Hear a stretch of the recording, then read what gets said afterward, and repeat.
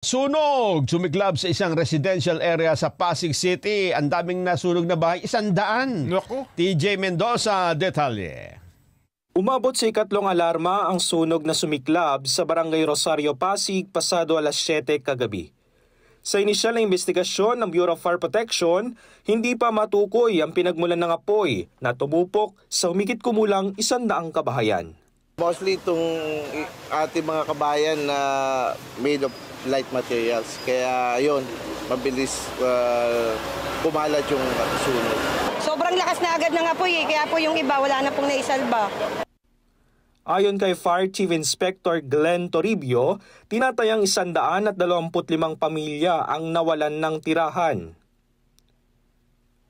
Habang tinutupok ng apoy ang residential area, nagtulong-tulong naman ang mga residente sa pagpatay sa apoy.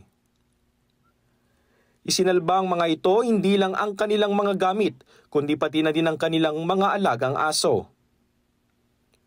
Halos aabot sa 1 milyong piso ang halaga ng pinsalang iniwan ng sunog na tumagal ng halos 4 na oras bago tuluyang maapula. TJ Mendoza para sa 100% balita.